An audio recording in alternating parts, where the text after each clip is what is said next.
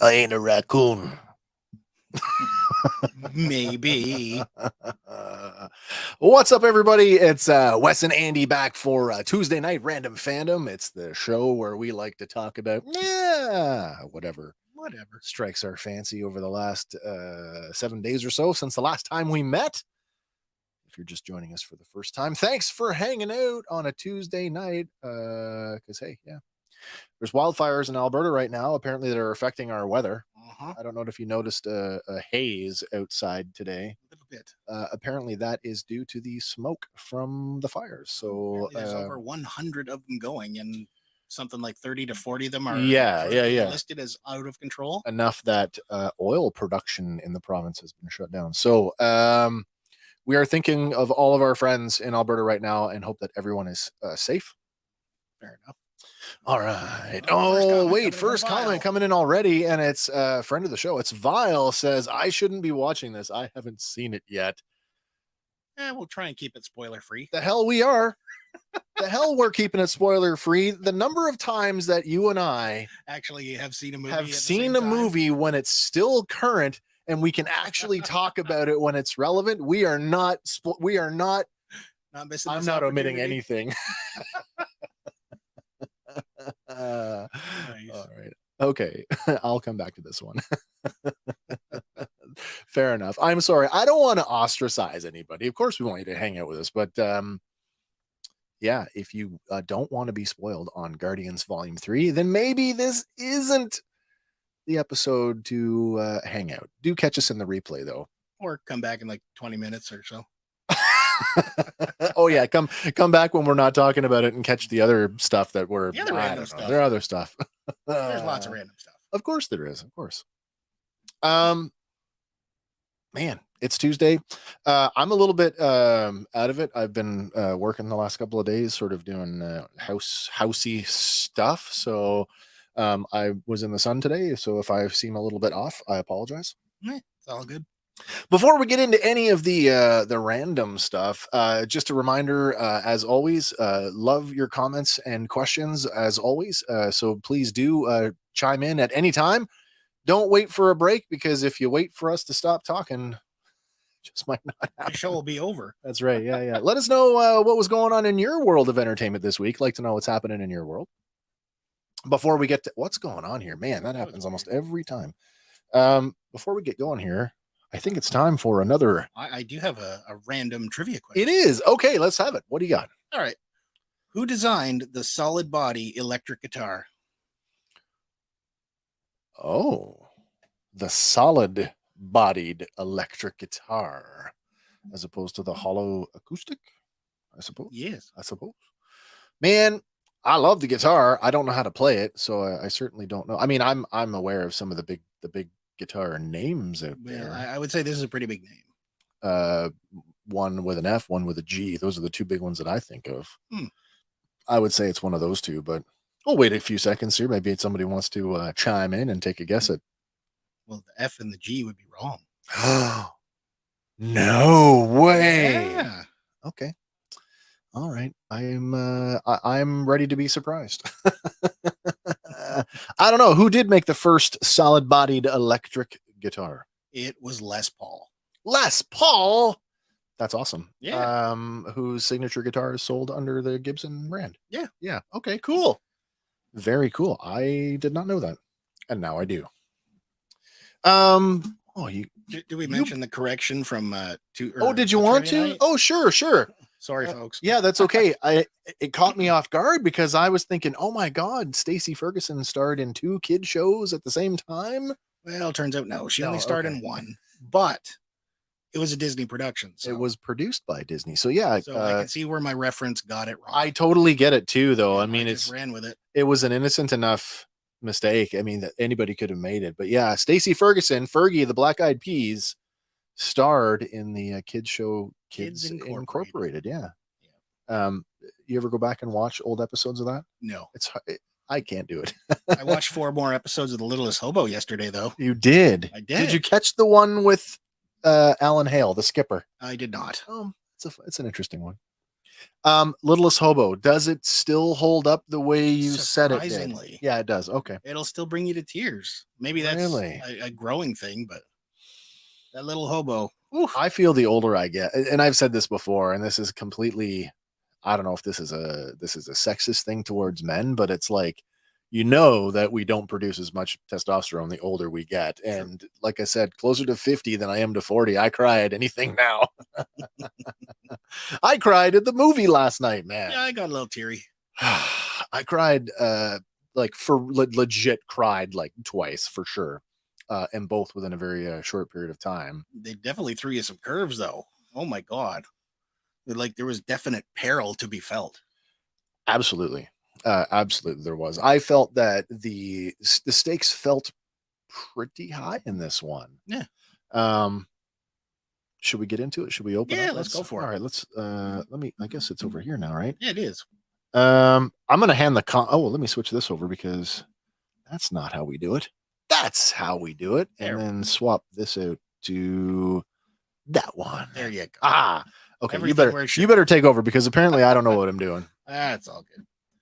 So yeah, Guardians 3. Guardians Volume 3. Kind of like an origin story for Rocket. Heavily centered. Yeah.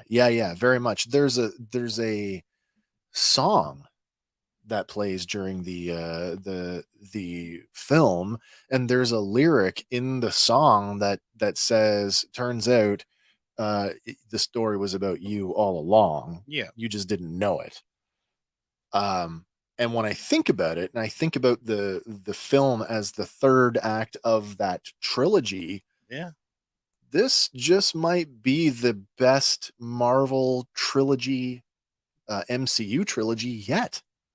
Possibly, yeah. You know, the Spider-Man movies are great. I love them, but as a trilogy, I mean, clearly there's a serious weak link there. Yeah.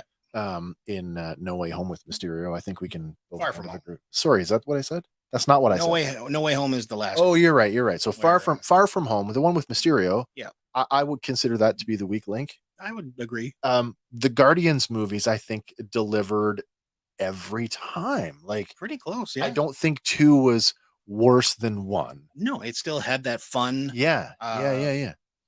You know, fun adventure vibe. Yeah. But there were still stakes. Yeah. Of course there was. And then 3 just kind of builds on that. And when you think of them as a trilogy, did you go back? Now, I know we both went and saw this last night. Did you have a chance yesterday at all to like rewatch either 1 or 2? Actually, I rewatched 2 on the weekend. Oh, you did. So you were ready to go. I was. Having watched it a relative proximity to 3, does it work well? Like I was saying, like that third act of the trilogy? I would say so, but you definitely do need those connecting pieces. Yeah. From Infinity War, Endgame, and Thor. Yeah. Certainly where the Gamora parts are concerned. Yeah. Good evening, TJC. TJC, hello, sir. How are things in your part of the world? I hope you're having a great week. But yeah, like the whole bickering family vibe. Yeah. And that kind of prevails the whole thing. And so then you get this moment where, oh man, I don't even know where to start on this movie. Let's just start from like, did you like it? Yes. Okay. I also liked it. If you had to give it a numerical score, where do you land on this one? I'm probably 8 out of 10. I am with you with that as well. 8 out of 10. If there was one thing that kind of took me out of it was the handling of Adam Warlock.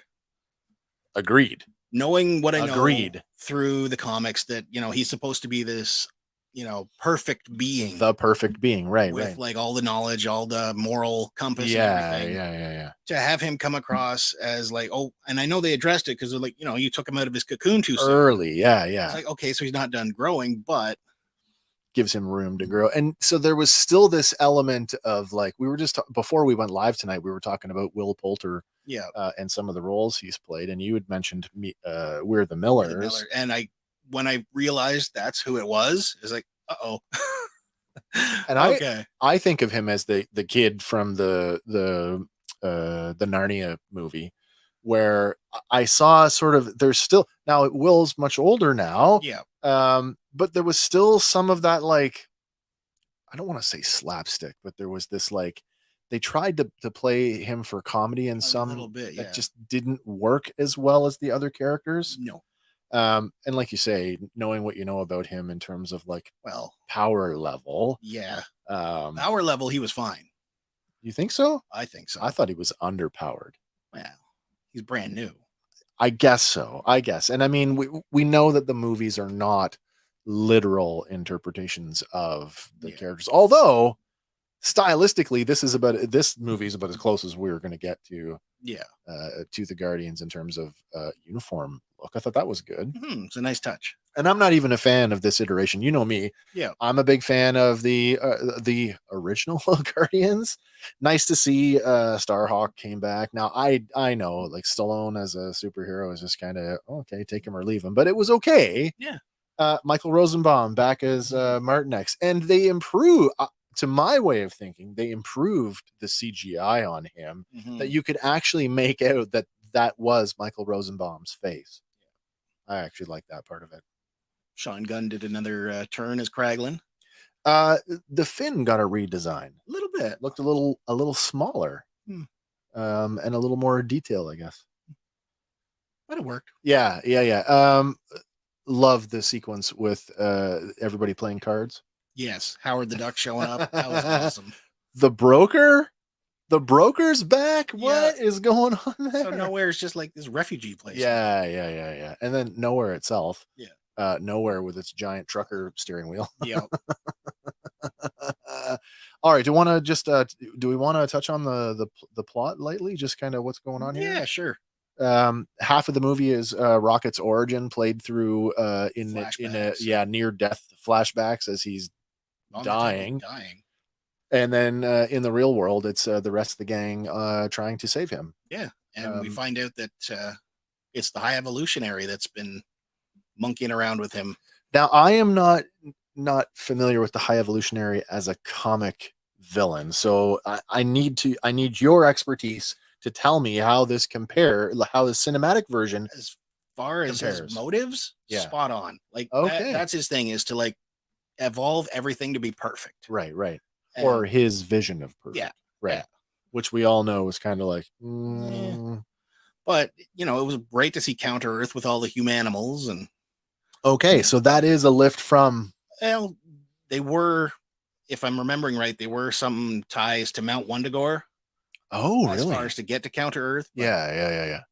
And what about the there's a specific name given to the species that they built to defend the new colony. They said the Hell Spawn. Now is that a direct lift as well, or is that something for the film? I do not know, because that should be going to Spawn.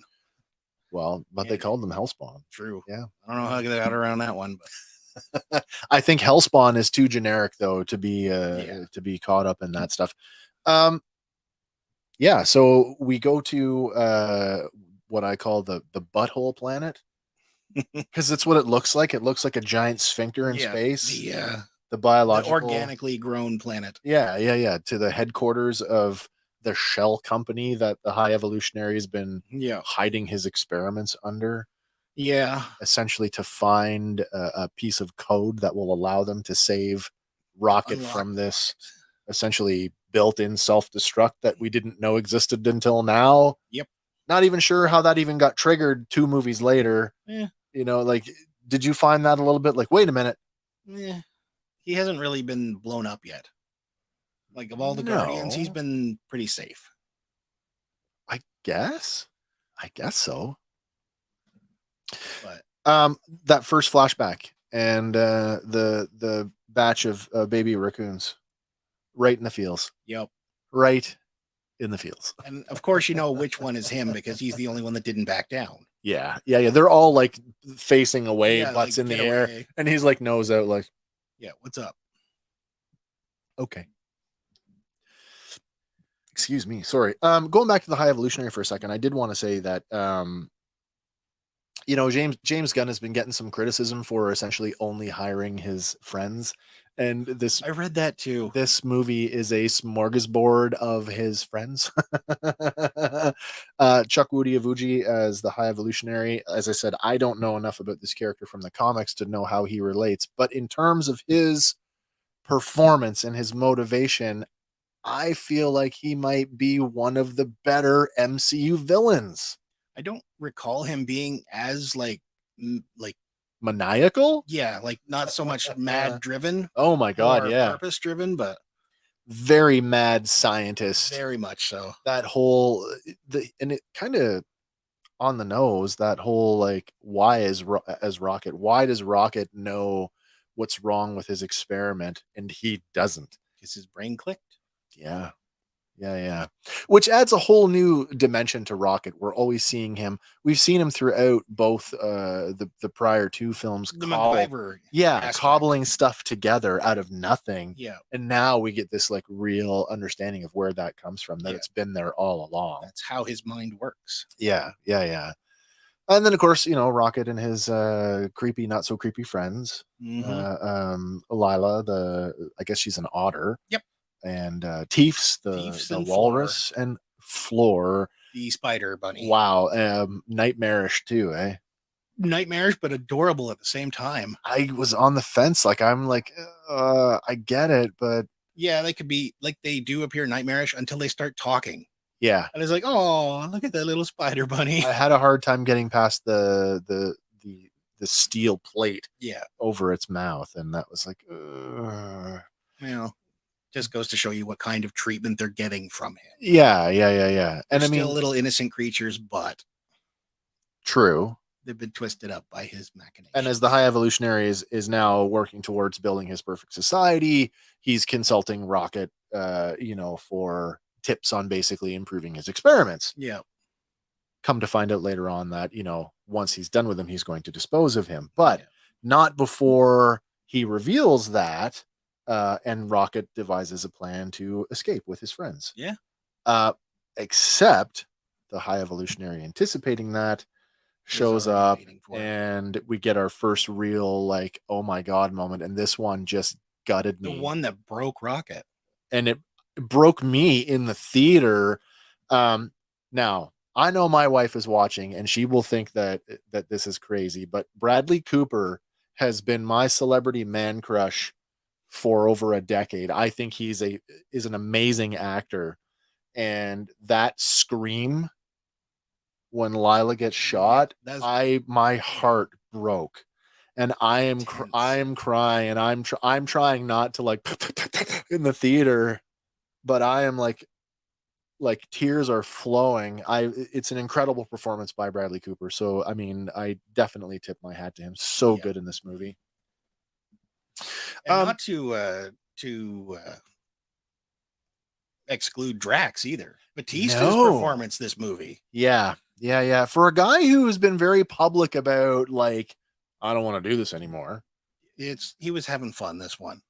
I think so. They gave him more though. Yeah. They gave him more. And I like that he got a little serious moment. Well, he got at least a little bit of redemption too, as not being the stupid one. Hello, moron. As he says to the kid. Oh, yes. Kim says that was a gut-wrenching scene. It so was. It hurt so much. Oh. Yep. Yeah. Everybody got their moment in this. What did you think about Peter trying to rekindle his romance with Gamora when they finally do meet up with Gamora? Struggling, but that's where his character is. He's like, where he is developmentally. Yeah. And like, because he still can't wrap his head around that she doesn't remember. And like, I don't understand why he thinks that she doesn't remember. Right. It's not her. Right. She hasn't gone through those. She can't remember things that she never experienced. Yeah. The fact that this Gamora is still acting, this Gamora is. This is the one that was kicking his ass on. That's right. Nova Prime. Yeah. This is the Gamora that showed up with Thanos at the end of Thanos from the past. Yeah. And now her evolution is based on that. Her experience going from there. There's no connection to Peter at all. No. The only thing she knows is Nebula. Yeah. And even they never quite had the same breakthrough that I'm going to call her our Gamora had. Yeah, because they have a huge breakthrough in part 2. Yeah. Like where, I just wanted a sister. No, exactly. We were talking about this last night, and the marketing, that whole, like, when Gamora's like, maybe it should be you two. And she's like, don't drag me into this. But like, you almost like, wait a minute. When Peter's injured, it's, Nebula's the first one to like, to make sure that he's okay. Yeah. And Peter like legitimately talk like, oh, I just noticed your eyes. Like, I just noticed how black your eyes are. Yeah. That whole thing. My father ripped them out and replaced them. Was there a part of you that kind of went, oh, Peter and Nebula could maybe work out? No, I was like, no, don't go that route. No, you didn't. Oh, okay. No. I actually thought it would be an interesting twist, to be honest. I thought it would have been okay. Yeah. Like, don't be pining for your sister and then, turn around and hit on the other sister right in front of you. Right. But, all of our toy spoilers that led up to this movie, we got those questions answered pretty quickly. Yeah. Groot on a root. Yep. Groot on a root because he got his head ripped off. Yeah. But talk about fast regeneration. Growing this time. That seemed rather, that's different. Well, I'm leaning into this as a different Groot. They've already said, but it said right from the beginning that this was a different Groot, that he was the seedling was a different one. Yeah. Like maybe even the spawn of Groot. Yeah, like a child. This version is expressing a whole other power set. Yeah, the wing thing, which we had spoiled by the deluxe action. Was it the deluxe or the Hot Toys? No, it's the deluxe. One of them, anyway. That was kind of cool. The Groot glider, I guess we'll call it. I quite enjoyed Kaiju Groot. Oh my gosh! Groot, go Kaiju! No, don't go Kaiju. Yeah.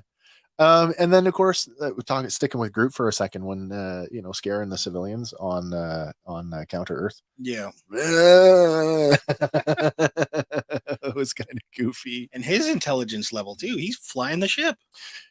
Yeah, so this is not the petulant teenager that we saw back in 2. No. What's Kim saying here? Kim's got a comment. She says, Nebula evolving to acknowledge that the Guardians were her family was a huge character development. Her arc was amazing to watch. True. I agree with that. I thought, yeah, it's great. The fact that she did not want the leadership role of the Guardians by the end of the film kind of surprised me, but she did opt to want to run the city, to run nowhere. Yeah. Interesting. Because it's more or less a refuge now, right? Yeah. Didn't realize that nowhere was this the hollowed out head of a celestial. I did know that. Didn't realize that it was essentially the Death Star, a planetary thing, an apartment complex that can fly around the galaxy. Well, they probably made some modifications thanks to Rocket. Maybe, for sure, I guess. Because at one point, like in the beginning when we first meet it, it's just like a mining colony. Yeah. I just got that it was, okay, this is the resting place of this dead. This is where it floats, and that's where it's staying. What's left of this deceased celestial. Yeah. That we're just going to hollow out its head and live in it, because that's not morose at all. Pineapple. Everybody got a moment in this movie. Everybody. Yeah. Do you have a favorite moment?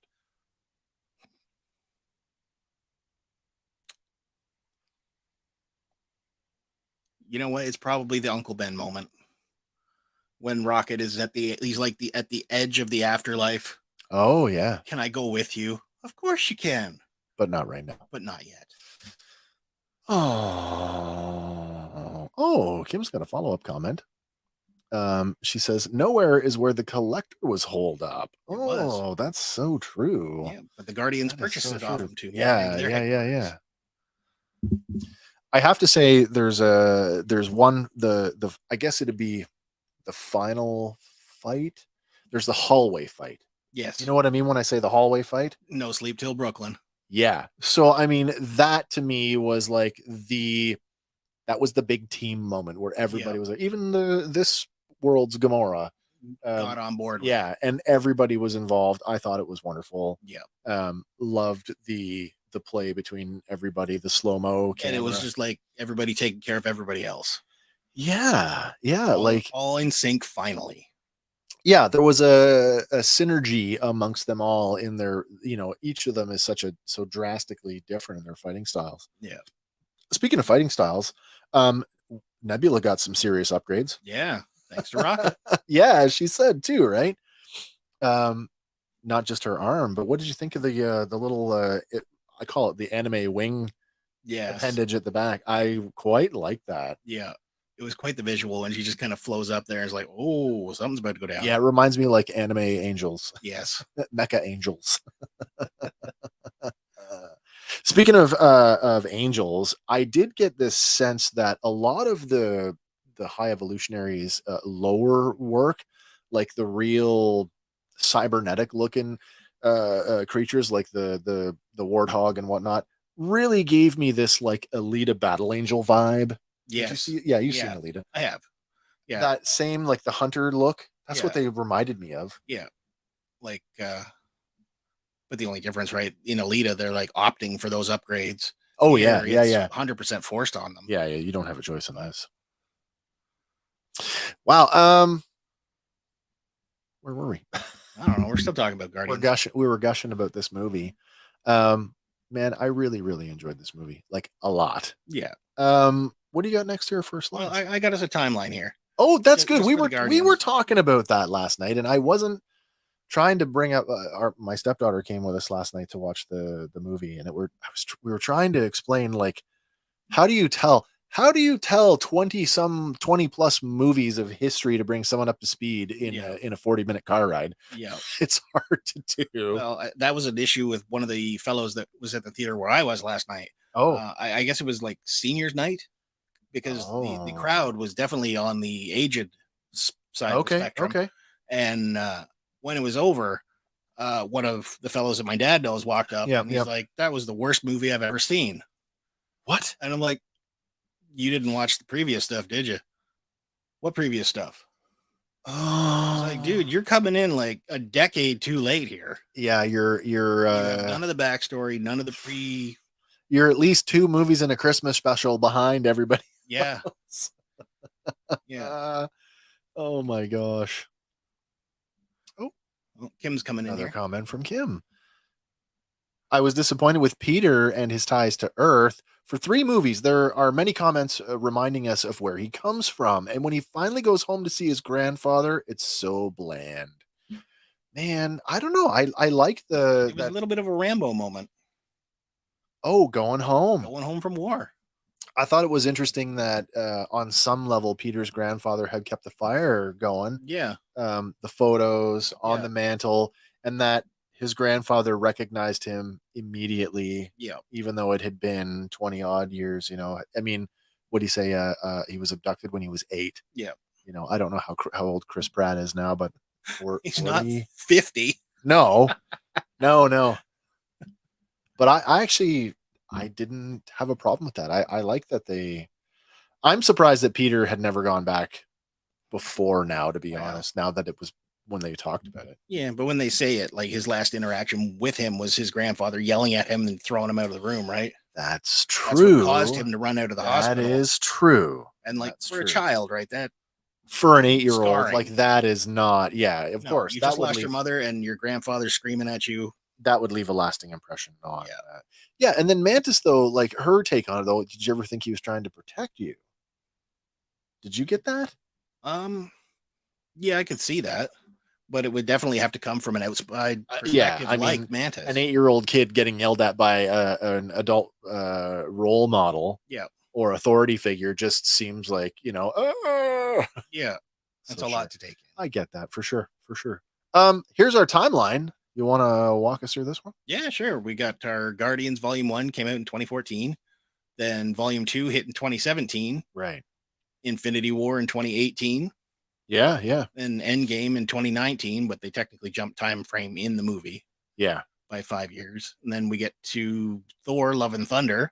It's kind of a minor bit, but still that opening sequence, that whole about the whole look at the people who that love you, and and he keeps looking past. You could almost take that sequence and just sort of just watch that 20 minutes or so, and then skip into the next Guardians. Yeah. And then your Guardians holiday special closing out Phase 4. Absolutely must see, by the way. Absolutely must see.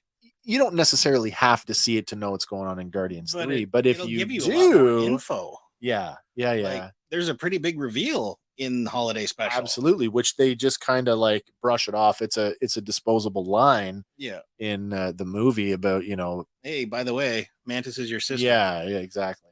But looks to me like the holiday special made use of the practical sets from nowhere. It was filmed at the same time as Volume 3, so it just makes sense. Yeah, just makes sense.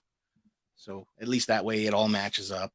So we've got just shy of a decade's worth of adventures with these characters.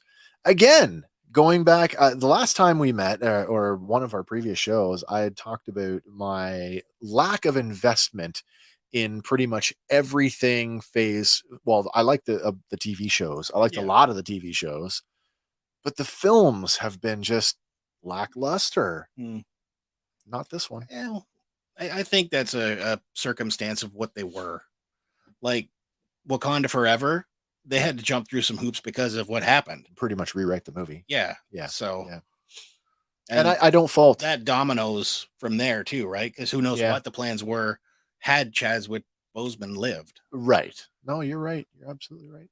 So it left them scrambling to a degree. You want to hear a funny one about this? Sure. Those, we all see them, the clickbaity articles online, and sometimes you get sucked in and you kind of go, oh, well, did I not get sucked into this? The headline: Guardians 3 worst Rotten Tomatoes score of all 3 movies. Really? Yeah, at 81.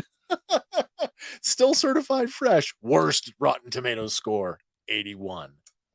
But the highest user score. I don't remember what that was, but it's just funny.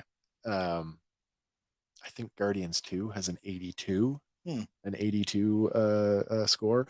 And Rotten Tomatoes, I don't know. Do you put any stock in Rotten Tomatoes? Not so much. Neither do I. Because, enough people spam it, it'll shoot it one way or the other. As an aggregator, who cares? I mean, it's taking all these other review scores and aggregating them together to come up with this larger score. Yeah. The user score is always more interesting to me because more often than not, the types of movies that we like almost always do awful critically. Yeah. But fans love them. Yeah. That's like the new Marvel's trailer. I don't understand how people are hating on it. I'm interested to see how this is going to play out. Certainly we get that now this is the second or third time I've seen that trailer because it played at the beginning of Guardians last night. Yeah. At least at the theater where we saw it. Did not play where I saw. Did you get any awesome trailers? No. Did you get any trailers? I got no trailers. You got none. Okay. Well, we got Flash again. Nothing new in that one. It's the same one we've already seen. And we did get the Marvels. Nice. There was, I guess it was a little bit more. There was a little bit more footage in the Marvels trailer where the 3 of them finally figure out that when each of them uses their powers, that's when they swap. It teleports one to the other's location, which makes sense that when Kamala Khan gets all like, oh, we're a team. We're not a team. No, you really are a team because unless you need to be in close proximity in order to make this work. Yeah. So otherwise you're going to be teleporting across the galaxy. For that reason, now that I'm sort of getting this idea of like, this interconnectivity, now I'm interested. Before I was like, but now I'm interested. Fair enough. Yeah. So, Rotten Tomatoes, whatever. Nuts to them. All right. What else have we got? Have we wrapped up on our... Are we done gushing? Have we talked? Listen, if you have not seen Guardians Volume 3, do yourself a favor. Go out and see it in the next couple of weeks while it's still in theaters. Yeah. I am sure that this one is going to spend a few weeks at the cinema. Yeah. If you're a fan of the MCU, if you've been on the fence about the Marvel movies like I have been lately, and you are a Guardians fan, this movie does not disappoint. Your mileage may vary. Yeah. But definitely go see it. See it in the movie theater. It's definitely worth seeing theatrically. And if you haven't seen We're the Millers, wait until after you see Guardians to go see that. Which is also fun, but it'll taint your coloring of Will. Yeah. And if you remember Will Poulter from the Narnia movies, just forget that. Yeah. Or try to anyway. Because there's still that meme floating around the internet with the 4 of them like, oh, you got paid? And that one's been going for years now. Yeah. So that movie had staying power. All right. Well, what else was going on this week? Let's see here. Well, we had Free Comic Book Day on Saturday. Oh, that's right. Free Comic Book Day, also known as Andy's Christmas. Yes, yes, it is. It was a good day. Good turnout. We got some images here from New Books down in Oshawa. Our friends at New Books. I don't know the address. North Simcoe Street in Oshawa. Yep. Man, I should write this stuff down. I had it written down really at one should. point. I don't know what I did with it though. Just go visit his Facebook page. He New always Books. puts up awesome videos. GNU Books, like Gary GNU. Yep. GNU. GNU. Yeah. But in that first one, we got Jeff, the owner there, with the 501st members and 501st Legion. Some Empire dudes.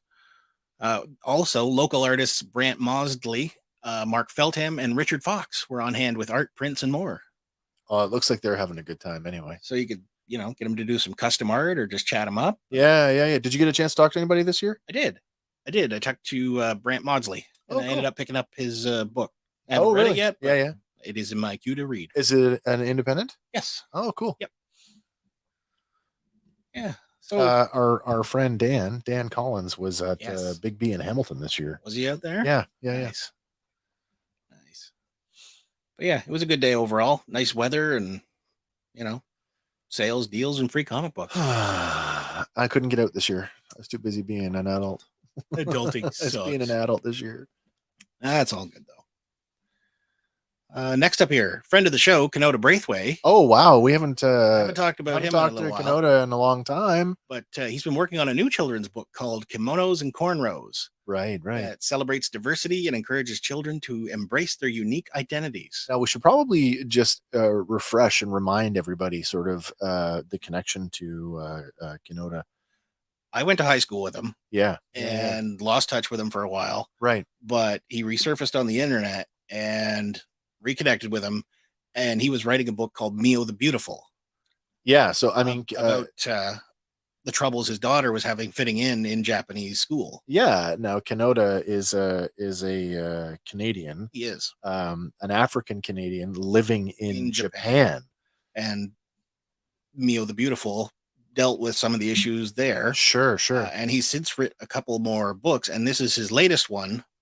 It's a story about a Japanese and African Canadian girl who struggles to feel a sense of belonging due to her curly hair. And through her journey of self-discovery, she learns that the power of embracing her individuality is what's going to get her through. So he's got a placeholder on Kickstarter for it. Right. So we're just waiting for updates and whatnot. So you can follow him on his Facebook for updates. Did we put a link to that in our show notes? I can add that into the show notes. All right. So yes. we'll amend the show notes for this video, or the description of this video, to make sure that link to the Kickstarter is there. Yeah, but he's out there. He's fighting a good fight. He's doing lots of speaking engagements, and yeah. Now we got to read, because we got a digital copy of his first book that we got to read. It's a great book. If you've got kids, young kids who are struggling with fitting in, whether it's at school or social clubs, it's a great book. It's got a great message. Yeah, and you can get it on Amazon. So yeah.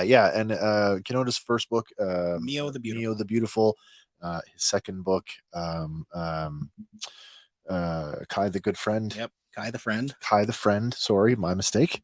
And now this is his looks like to be his third book. I think his third book, but it's actually the fourth one, because there was a third one that was more like a coloring book, the coloring book. Some of the artwork. Yes, the coloring from the book. previous. I forgot about that.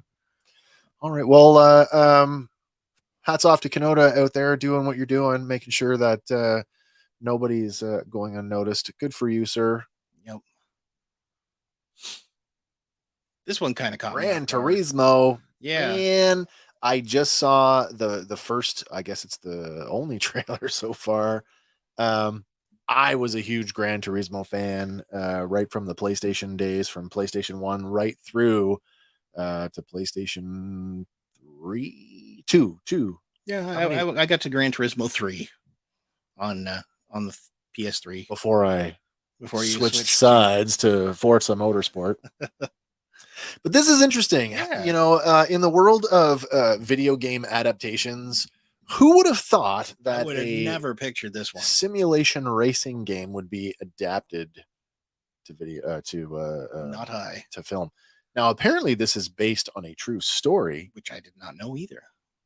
The premise is now our central character here, whose name I don't know, the fellow in the middle of the poster, is a Gran Turismo gaming champ. Yeah, And through some contest wins a chance to drive real, a chance to race for a legit racing team for Nissan. Yeah, and actually makes it. Yeah. So that is an interesting story. I don't know how much poetic license they've taken with this movie, but I'll go and watch it. I mean, did you watch Ford versus Ferrari? I have not seen it yet. Totally worth watching. Yeah. Or the one with Chris Hemsworth, Rush. Also worth watching. I like racing, so I'll watch it. Hopefully it's good. David Harbour's in it. Yeah, and Orlando Bloom. Yeah. You know, got some Hellboy and Legolas. Yep. Of course, they're not going to be killing bad guys or nothing, but well, you never know. It's a racing game. What's the There's always evil people in racing worlds. Only in the wacky races. Or the Fast and Furious franchise. Dirk Dastardly in the rear there with Muttley. Yep. Oh my gosh. Okay, what else you got for us? Jumping over to some toy news. It's been a thin week this week, folks. I'm sorry. Yeah. For all you Disney fans out there, Little Mermaid merchandise has started hitting the shelves. All right. In the form of dolls, toys, Funko Pops. That movie's about to drop. That's just what, weeks away. Yeah, May 26th. Yeah. I'm still interested in this. I remember the first Little Mermaid. I liked it. Is all in on this. She is, eh? I'm still not 100% on Melissa McCarthy's character. Oh, I am. Just because it's going to be traditional over the top Melissa McCarthy. Maybe. You don't think so? I don't know. I want more evil in that character. Oh. I don't want it to come off too silly. Right. But well, let's see what she can do. I'm gonna have to go back and rewatch the original film before I see this because it's been a while. Yeah. Now all of the oceanic life is like near simulation quality. Yeah. Flounder and Sebastian both look like cartoony. No, they don't. They definitely do not. Try to go for a real life simulation, then. But again, look what they did with all the previous live action adaptations. Jungle Book. Yeah. Oh my gosh. Lion King. Yeah. Pinocchio. Yeah, exactly. Pinocchio was fun though. I liked that. I didn't mind it. It was good. Tom Hanks. Yeah. Yeah. Tom Hanks. Oh yeah, your toys are out there if you want to go get them. Sticking with toys, I guess we'll move into our what's become a regular segment. Now this is a regular thing for you. You are out there in the aisles. I tend to go there every week regularly. Yeah. And there's a Facebook group that reflects that. It's Toy Hunting at Dollarama. Toy Hunting it for if you're not in Canada. Sorry, this may not apply to you, but for all our Canadian viewers, Dollarama, place to be. This week, Roblox is on the block. Roblox, what's the price point on these? $5 each. So they are at the new top tier. They are at the top tier, but still the what is it? The Series 1 Deluxe Mystery Packs. Okay. Regularly retail for $24.99. Do we know when these were on the shelf at Big Box? Some of them are still on the shelf. Still on at Big Box. Big Box. Okay then. Yeah. All right.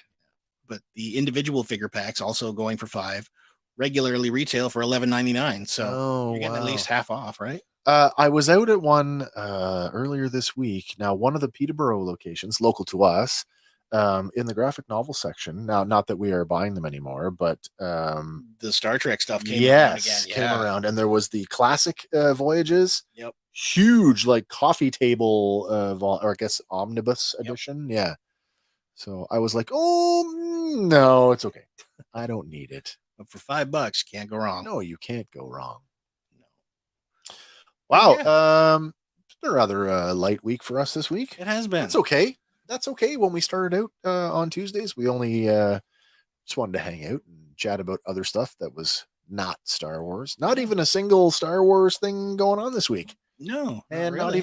not even a toy thing to talk about. Although I'm sure there is Probably was. toy stuff out there. I just didn't notice, or just too angry because it's getting too expensive for me. Yes, it is. Wow. We're back next Sunday in our regular time slot at 6 p.m. Where we will be talking about Star Wars Visions, Volume 2. If you haven't seen Visions Volume 2, go check it out. I would say that it is no worse and no better than Volume 1, but we will save all the details for Sunday night. Definitely worth a watch, though. I agree. I totally agree. It's nice to see the different takes from the different studios. Yeah.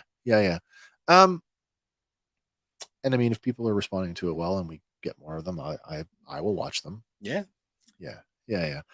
But I probably should get going so I can rewatch them and be fresh for Sunday. Well, to those of you who hung out with us tonight, thanks for showing up tonight. Like I said, it's been a bit of a light week this week, but that's okay. We can't always be a marathon. Sometimes you got to be, So if you wanted to call in for this week, now's the time. If you wanted to call our bluff and see if our call-in feature actually works, now is the time to do it. And I recommend sooner than later, because I've only got this adulting thing. I didn't even plug my phone in today, so I've only got a few 17% left, so we could handle probably a phone call or two. Anybody want to give a shout out to? Shout out to Jeff at New Books. Absolutely. If you missed our Sunday night last Sunday, you missed our latest round of Fandom Power trivia. Andy, you're working on the questions only video. Yep, there's going to be a shortened version of that going up here shortly, so you'll be able to play it with all your friends and absolutely, watch it a few times before them and win every time.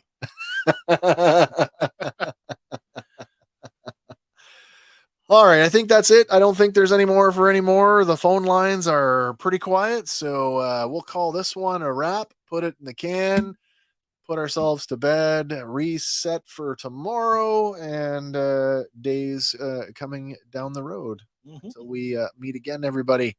For Fandom Power, my name is Wes. I'm Andy. And we will see all of you on the next one. So bye for now.